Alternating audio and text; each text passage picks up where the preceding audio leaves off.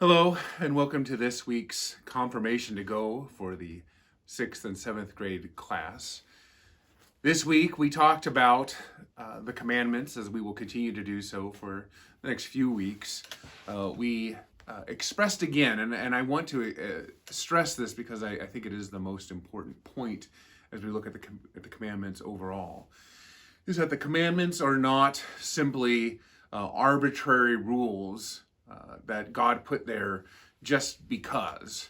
He put them there to protect very important things. In fact, there's a twofold purpose for the commandments, which Luther bears out, is that one, it prevents us from falling into something dangerous, and so it sets a boundary on our lives, right? And sometimes we don't like that. We want to cross the boundary and go into the wild country. But God says, no, that wild country isn't safe. There's many dangers there, and there's a reason why I put that boundary there. It's not an arbitrary boundary. It is a real boundary, and it's there for your good. The second thing, and I think sometimes we miss this, is he's not just trying to protect us from bad stuff. He's also trying to protect a good gift he's given us. So, for instance, the first commandment, well, it's the most fundamental one. It protects our relationship with God himself. If we do not have God as our God, then we have lost a fundamental part of who we are. We were made to live in relationship with God. And if we lose that, of course, we go into hell. That's what he's trying to protect us from. But we also lose him. That's his good gift to us. The second commandment, the gift of his name.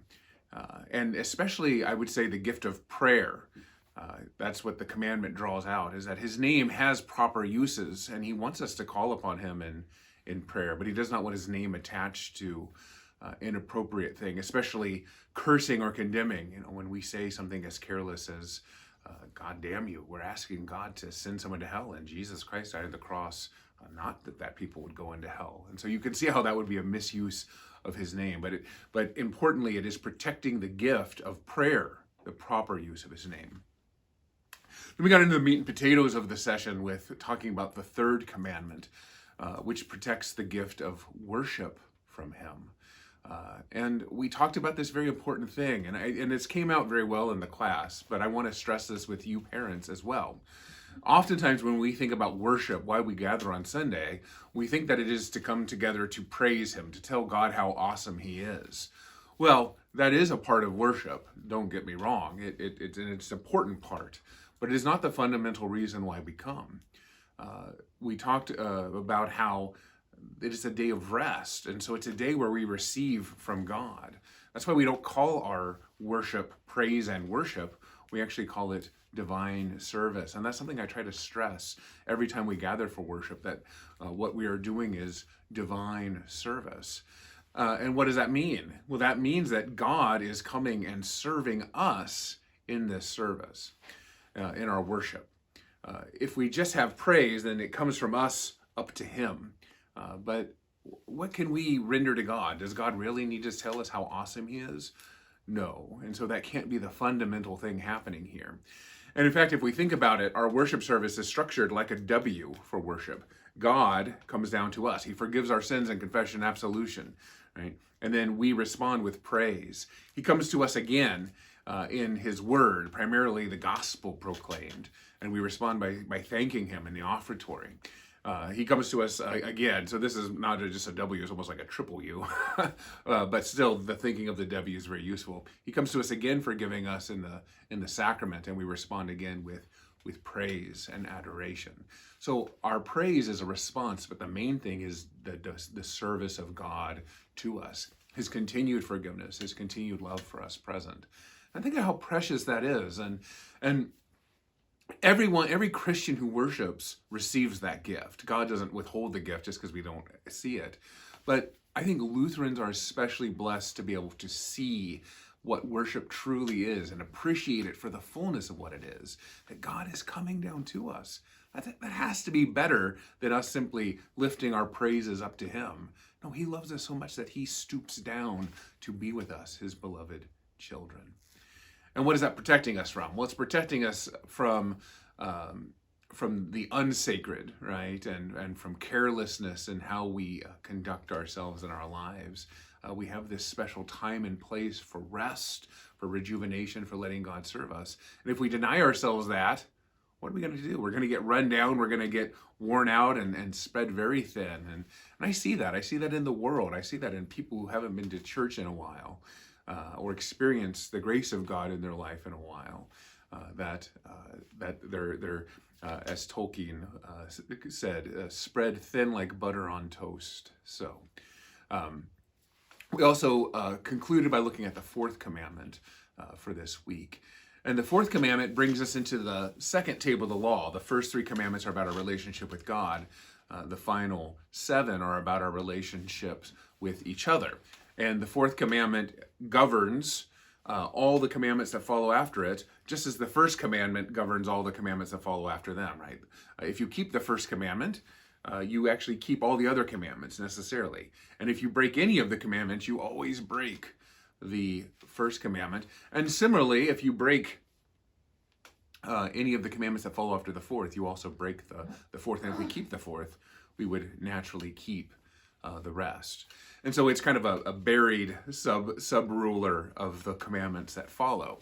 And why is that? Well, because it establishes civilization. It establishes society. It establishes our life together as people. God made us to live in authority structures. Now, the authority structure that he gave us was the authority structure of the family, right? Mother and father have authority over their children. Of course, they're not meant to abuse that authority or misuse that authority. They're supposed to use it for the good of their children. In a sin-fallen world, that structure has been magnified because we need it, because we get up to no good with each other. I don't think we would need much more than the family structure in God's perfect plan for us without sin. But in this world, which is touched by sin, we do need to have a more extensive structure to govern these things, because we come into disagreement about the best way to handle things, which would not happen in God's perfect world, of course.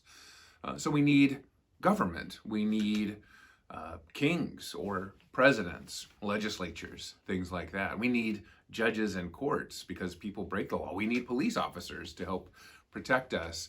We need teachers in schools and all of those things. Pastors too. What civil authority I have flows out of that. But all of those things find their origin in the family. They are not pitted against the family, or ought not to be pitted against the family, but actually we understand that the schools, the government, police officers, all of these authorities find their collective authority out of the various households that choose to grant that authority to them. And I think that's a marvelous understanding, and it really is the biblical way that we understand society, is that it's a bunch of families learning how to live together in a sinful, fallen world, and how we govern and watch over each other in that way. So it is protecting us, it's protecting society, and what it's protecting us from is anarchy, or even autonomy, which is anarchy. If each person is a law unto themselves, if each person can say what is right and wrong themselves, and no one else can say anything to them about it, well, you have anarchy, you have a lack of rule, and that chaoticness is dangerous, and we've recognized that through history. We need governance to help protect us from our own worst impulses. So we did talk. That's what we talked about. One final thing on that that I wanted to leave you with, and this is a very difficult idea, but it's challenging. I challenge a kid with it, and I want to challenge you with it too. Is what happens when that authority is abused and misused? What happens when a parent is abusive? How is that dealt with? And that brings us to the final point, and this is so critical in how we understand how Christians live their lives in regard to the Ten Commandments. If you have an abusive parent, they still need to be honored and loved. But that doesn't mean that you necessarily stay in the abuse, right? I use the example, if a parent comes and slaps a gun in your hand and says, well, go rob the bank for me, and you say no, that is the correct thing to say, but it doesn't free us from sin. You're still dishonoring your parents, and And this is a critical understanding that oftentimes the world doesn't understand. The world likes to talk about thinking in shades of gray, when in fact, they very much think in black and white. If I choose to do something and I choose to do the best thing, that must mean that it's an entirely right thing. And if there's something that's bad or negative and I avoid doing it, then it must have been the wrong thing or the evil thing. And instead of thinking about every choice in life being a choice between good and evil, so often our choices are between a greater evil and a lesser evil.